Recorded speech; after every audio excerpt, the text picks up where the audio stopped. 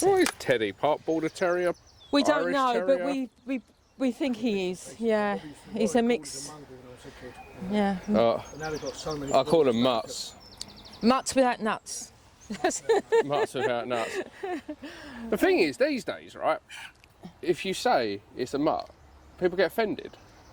They really do. Like, it's a Border Terrier cross poodle. No, so it's a mutt. Let's take it for a little walk. Let's see what's going on. Yeah, come on then. No pulling. Wait. Are you coming or going? Hey, I had Lee do the walking thing with me at my house in Hockley. And you decided to stop listening to him? Well, he's not normally too bad, but obviously the reason I say you decided to stop listening to him is because I'm pretty certain he wouldn't have walked him on a normal collar where he can choke and a flexi lead. Yeah, yeah. Right, just come in here for a second out of the car. Come in. But the thing is, it being a strange area, we can't use that as an excuse. No. Because this is why he doesn't listen. So if he gets something that's new or exciting, that's when it's going out the window. So it's all well and good having a dog that can walk nicely when you're walking around the block, or that will listen to you in the same park you take it to every single day. Yeah. But if he won't listen any time you go anywhere new, then we have a problem. I don't doubt that round your block, he walks nicely. Yeah. But as soon as you're somewhere new, he doesn't listen. So if you can't get him to, say, walk nicely in a new area on a lead, we're going to struggle to even begin to get him to listen to us when he's off a lead. Yeah. So two things. One, the reason he pulls in new places is because you condition him. So with this, right, you're walking him like this. Yeah. Right? On a road or anything. On a road. But there's still quite a bit of tension in his lead. Yeah. The reason there's tension in his lead is because he knows that if he pulls into it, at some point it's going to do that. Yes. Yeah. So one, we're conditioning the dog to pull. There is nothing wrong with a flexi lead if it's used correctly. Yeah. Yeah. Yeah. But 99% of people use it incorrectly. So he's pulling. Not pulling so much because we've got this short restraint in a sense, but he's still pulling. Yeah. And then all of a sudden, just as luck would have it, I've pulled and then it goes out. Yeah. Now, the other thing is, if that's how we're using it, he's always going to pull. Yeah. He's always going to be disconnected. We're always going to be battling a little bit. Yeah. If we was to say, get to the field, he's walking nicely. Come on, mate, let's have a little walk around. We need to work on your lead walking because it sucks a little bit. So we get to a field, we look around, coast is clear, we stop. What's his name? Teddy. Teddy. I hate this flexi lead already. There we go. Teddy. Go on in. We make it clear that Teddy has to stop, Teddy has to acknowledge us, then we release Teddy. Yeah. But when there's tension on this lead, he doesn't get released. He doesn't get released. So step one is teaching him how to do all the things I need him to do here with me. Yeah. Step two will be teaching him how to behave in front of me on a longer lead. Step three is me dropping that lead, and then step four is eventually coming away from it. But it's in stages. Most people skip this stage because they put the dog in the car, drive him to the woods, let him go. Yeah. And then the dog runs over to something. It's okay, it's friendly. Step two is to teach him how to do this. You said he walks quite nicely around the streets. Yeah. As soon as you're in the woods, he doesn't listen. As soon as you're somewhere new, he doesn't listen. Yeah. Now, this is why. Number one, most people will teach their dog to walk nicely on the street, but the second it hits grass, the nose is down and the dog's doing what it wants. So instantly you teach the dog grass, it's freedom.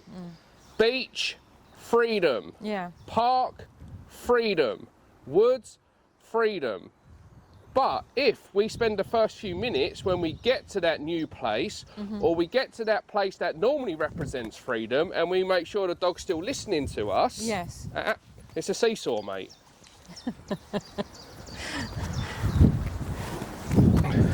Yeah, so not sniffing, not stopping, not zigzagging, not being in front, but walking with me on a short but relaxed lead. Yeah, so I can make sure that it's safe before letting him off. I can make sure that he's calmer before letting him off. I can make sure that before I let him have some more freedom, that he is listening to me here where it's easier. The more he's in front of me, the harder it is for me to have control. So we've been here, we can see, right, it's safe, I know where the entrance is, I know where the exits are, so we go, stop, go on then, and we let him have some freedom. This is where the flexi lead could come into play. This is where a longer line comes into. So we take this, we use this briefly until I can get close to a different lead. Oh, he always likes being in front. Yeah, that's fine, because we've said he can. But he still needs to understand there are rules to this game. Yeah? If there's tension on that lead, we don't keep moving forward. No. Yeah? What's his name? Sorry, I'll crap my Teddy. names. Teddy, this way. Good boy. And we start to add in those commands. Teddy, this way. Good.